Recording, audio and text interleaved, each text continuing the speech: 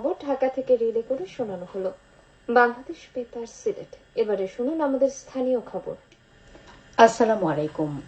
আজ বুধবার 26 আষাঢ়, 3রা মুহররম, 10 জুলাই। বাংলাদেশ বেতার সিলেট সংবাদ পড়ছি রিফাত আরা। সিলেট শিক্ষা বোর্ডের অধীনে এবছরের এইচএসসি সমমানের পরীক্ষা গতকাল থেকে শুরু হয়েছে। প্রথম দিনে তথ্য ও যোগাযোগ প্রযুক্তি বিষয়ের পরীক্ষা অনুষ্ঠিত হয়। এর আগে সারা দেশে গত 30 জুন এই পরীক্ষা শুরু হয়। বন্যা পরিস্থিতির কারণে সিলেট বোর্ডে 4টি পরীক্ষা স্থগিত ছিল। গতকাল থেকে শুরু হওয়া পরীক্ষা আগের রুটিন অনুযায়ী অনুষ্ঠিত হবে। স্থগিত হওয়া 4টি বিষয়ের পরীক্ষা অনুষ্ঠিত হবে 13 আগস্ট থেকে। এবার সিলেট শিক্ষা বোর্ডের 4 জেলায় 309টি প্রতিষ্ঠানে প্রায় 83,000 শিক্ষার্থী অংশ নিচ্ছে। বিভাগের 4 জেলায় 87টি পরীক্ষা কেন্দ্রের মধ্যে সিলেটে 33টি, সুনামগঞ্জে 22টি, মৌলভীবাজারে 14টি ও হবিগঞ্জে 18টি কেন্দ্র রয়েছে।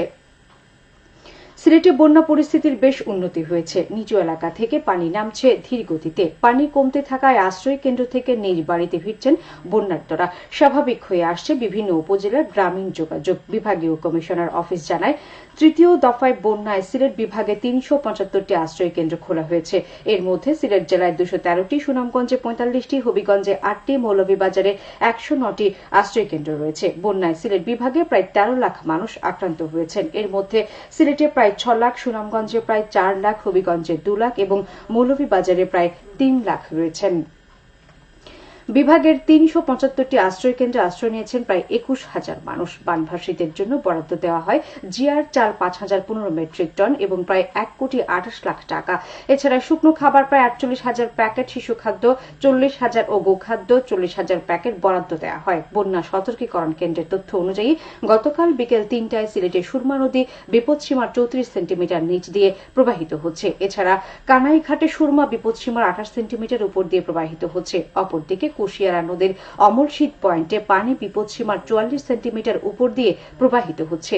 এই নদীর শ্যাওলা ও শেরপুর পয়েন্টে পানি বিপদসীমার নিচ দিয়ে প্রবাহিত হচ্ছে। এদিকে হবিগঞ্জের রাজমেরীগঞ্জ ও নবীগঞ্জ উপজেলায় বন্যা পরিস্থিতির উন্নতি হয়েছে। নবীগঞ্জের বন্যা কবলিত এলাকায় এখন আর বাড়িঘরে পানি না থাকলেও আজমেরীগঞ্জে কয়েকটি গ্রামে পানি রয়েছে। জেলা প্রশাসনের পক্ষ থেকে বন্যা দুর্গতদের মধ্যে ত্রাণ হিসেবে চাল বিতরণ করা হয়েছে। উপজেলা পরিষদ থেকেও আশ্রয়ণ প্রকল্পের বন্যা দুর্গতদের মধ্যে চাল বিতরণ করা হয়। জেলায় কুশিয়ারা, কালনিয়, খোয়াই সহ সকল নদীর পানি বিপদসীমার নিচ দিয়ে প্রবাহিত হচ্ছে। মৌলভীবাজারের সার্বিক বন্যা পরিস্থিতিরও উন্নতি হচ্ছে। জুড়ি নদী, হাকালুকিও, কাওয়াদিঘি, হাওড়ের পানি এখনও কমেনি। ফলে 5টি উপজেলা ও 2টি পৌরসভার প্রায় 1 লাখ লোক এখনও পানিবন্দী। জেলা প্রশাসন জানায়, চলমান 94টি আশ্রয় কেন্দ্রে আশ্রয় গ্রহণকারী লোক সংখ্যা প্রায় 6,000। উপদ্রুত এলাকায় 38টি মেডিকেল টিম কাজ করছে। সরকারি বেসরকারি উদ্যোগে বন্যার্তদের মধ্যে ত্রাণ সামগ্রী বিতরণ অব্যাহত রয়েছে। পানি উন্নয়ন বোর্ড জানায়, গতকাল বিকেল 3টা পর্যন্ত মনু নদী ও ধলাই নদীর পানি বিপদসীমার নিচ দিয়ে প্রবাহিত হচ্ছে। তবে জুড়ি নদীর পানি বিপদসীমার 168 সেন্টিমিটার উপর দিয়ে প্রবাহিত হচ্ছে। সচেতনতামূলক মহিলা সমাবেশ অনুষ্ঠিত হয়েছে গতকাল হবিগঞ্জের চুনারুঘাট উপজেলার হাজী ইয়াসিন সরকারি প্রাথমিক বিদ্যালয়ে। প্রান্তিক পর্যায়ে উন্নয়ন প্রচার প্রকল্পের আওতায় আয়োজিত এই সমাবেশে প্রধান অতিথি ছিলেন উপজেলা চেয়ারম্যান সৈয়দ লিয়াকত হাসান।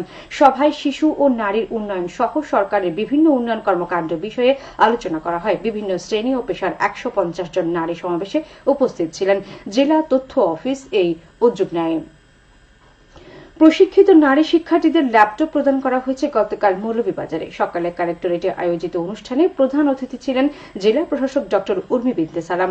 বিশেষ অতিথি ছিলেন জেলা পুলিশ সুপার মোহাম্মদ মঞ্জুর রহমান ও জেলা পরিষদ চেয়ারম্যান মিসবাহুর রহমান। এ সময় সদর ও বড়লেখা উপজেলার 50 জন নারী শিক্ষার্থীকে একটি করে ল্যাপটপ দেওয়া হয়। হার পাওয়ার প্রকল্পের আওতায় জেলা প্রশাসন ও তথ্য ও যোগাযোগ প্রযুক্তি অধিদপ্তর এর আয়োজন করে। এবারে শুনুন কৃষি সংবাদ। কৃষকদের বিনামূল্যে সার ও বীজ দেওয়া হয়েছে গতকাল হবিগঞ্জের চুনারুঘাট উপজেলা পরিষদে। অনুষ্ঠানে উপজেলার 1,500 কৃষককে এই সার ও বীজ দেওয়া হয়। আধুনিক প্রযুক্তির মাধ্যমে সিলেট অঞ্চলে কৃষি উন্নয়ন প্রকল্পের আওতায় এই সার ও বীজ দিয়েছে কৃষি বিভাগ। সবশেষে আবহাওয়া। সিলেট ও পার্শ্ববর্তী এলাকায় দক্ষিণ দক্ষিণ পূর্ব দিক থেকে অস্থায়ীভাবে ঘন্টায় সর্বোচ্চ 60 কিলোমিটার বেগে ঝড়ো হাওয়া বয়ে যেতে পারে। সেই সঙ্গে হতে পারে বৃষ্টি অথবা বজ্রসহ বৃষ্টিপাত। এসব এলাকার নদী বন্দর সমূহকে 1 নম্বর সতর্কতা সংকেত দেখিয়ে যেতে বলা হয়েছে। আজ সিলেটে সূর্যোদয় হয়েছে 5:10 এবং সূর্য অস্ত যাবে সন্ধ্যে 6:46। সংবাদ শেষ হলো। পরবর্তী স্থানীয় সংবাদ প্রচারিত হবে দুপুর 1:05।